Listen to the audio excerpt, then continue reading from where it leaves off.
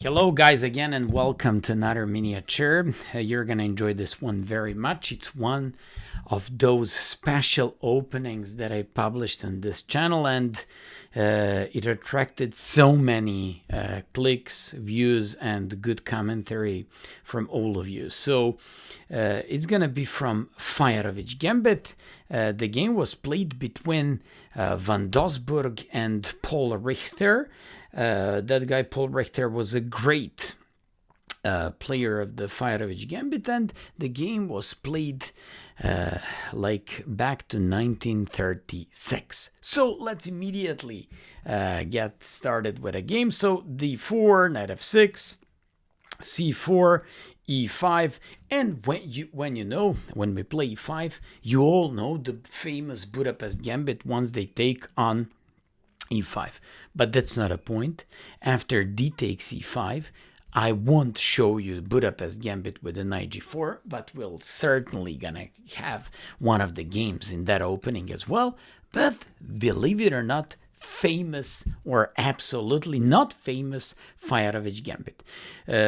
To learn a little bit more about this opening, great opening, you just have to go and find it somewhere on the channel. It's the second most popular video ever on the channel, and you're gonna like it a lot, especially because it's lots of fun. So let's go.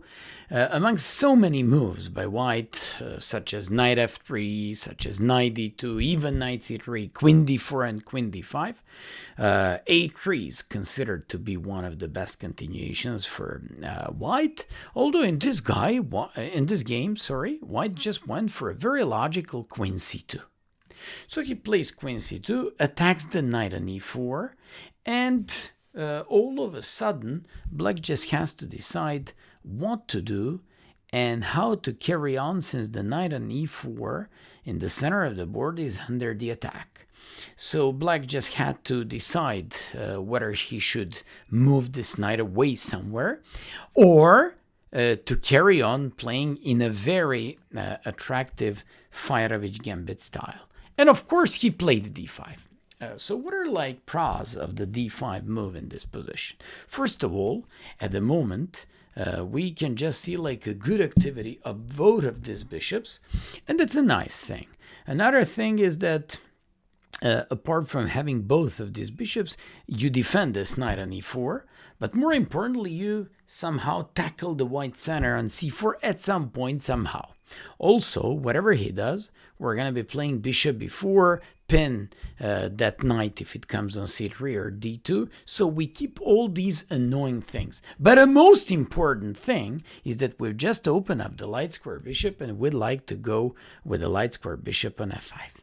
Of course, white decided to capture, and white captured, he took en passant, and it's a relatively not relatively, actually this was like a very important moment of the game, because black has to decide to take by knight, in which case he removes the knight from the center, and that's certainly not the point of this opening, or to develop another piece, and for the sake of full activity and development, to carry on with very nasty threats. At the moment, black is down like 2 pawns, but he, for the first time, threatens very nasty knight g3 trick. This guy, Van Doesburg, realized that the knight g3 was threatened and went for queen a4 check. Once again, in a real spirit of this opening, black goes with the knight c6, develops another piece, and covers the check. I like this one a lot. In the game was knight f3. So white finally decided to carry on with his development. If he'd captured on c7, queen c7 would be the move, knight c5 would be threatened, followed by rook to d8, and this queen could find itself in a very big danger because the king is also misplaced and kind of exposed on e1. So he went for knight f3. White decides to take by bishop and to finally get one pawn back.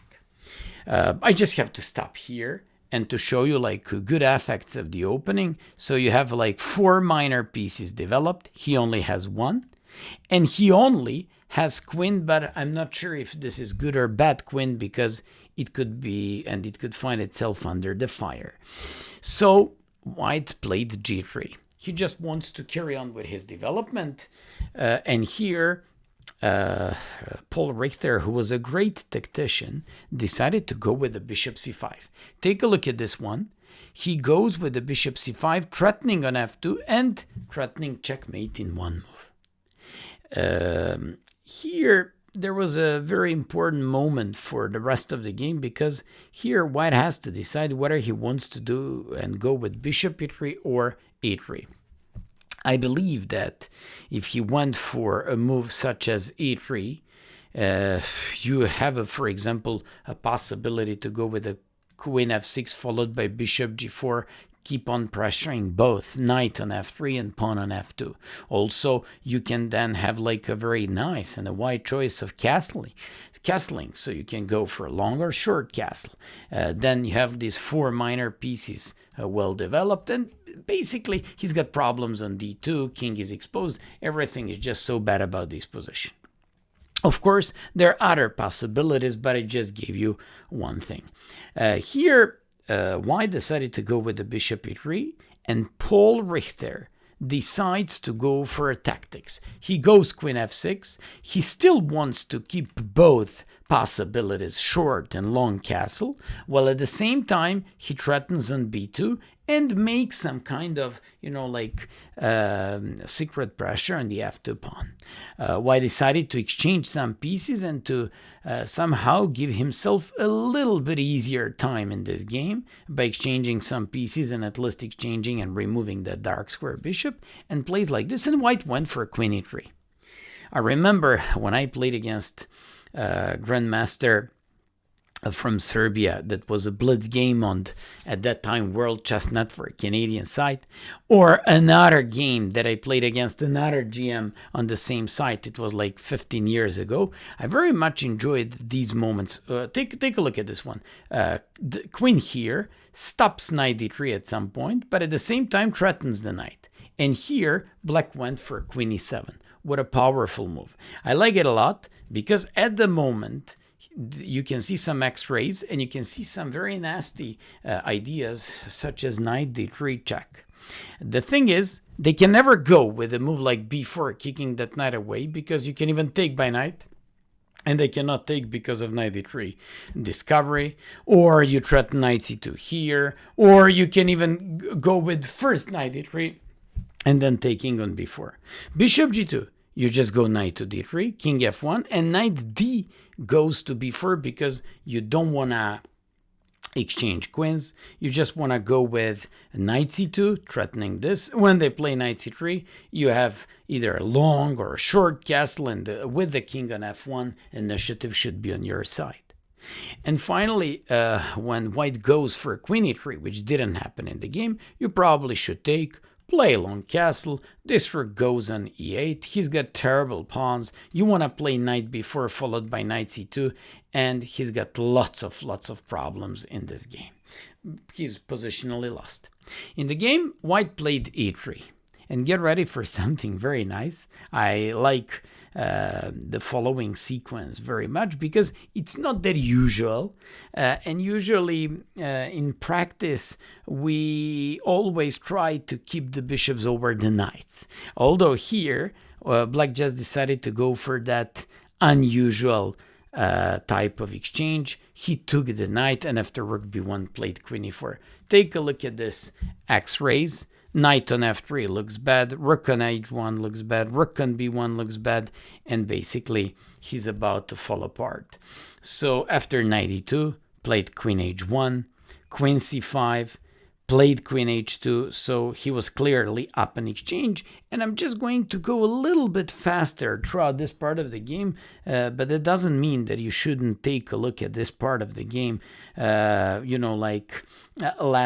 with less attention, because most of my students keep complaining like, Maya, we can even get good positions out of the openings or thanks to the tactics, but then we don't have a way to utilize or simply to win and to finish them off. That's why you just have to, when you analyze your whole games. So after like queen h6, in the game was rook d1, queen f6, solidifying himself, threatening both knight on f3 and pawn on b2. Bishop h3, he threatened also a very nasty check to win on the spot. Rook d8 stops that, and at the same time keep on exchanging pieces. Knight g5, h6, knight e4. He's not allowing black to make castles, so all black has to do in this game is just to consolidate himself a little bit. And that actually happens with the next move, queen e7, in order to exchange queens, which would lead to a completely winning game. And he just wants to set his king into some sort of, safety with a short castle. So when white played queen d5, played castles, and white played knight c5. He probably didn't count on the next move, knight b4. Of course that he cannot go queen d4 because of fork, but probably he thought, okay, I can hope for something at least, maybe some sort of like tricks on the king's side or whatever. But then last move, 24th move by Paul Richter, queen takes c5, and white resigned because queen takes c5, loses due to knight d3 fork, and wins the game. Hope that you enjoyed this miniature. Once again, great game by one of the main supporters of the Fajarowicz gambit, Paul Richter. For more about this gambit, go on the channel and find that video. Enjoy. I know you're gonna like it. Bye bye.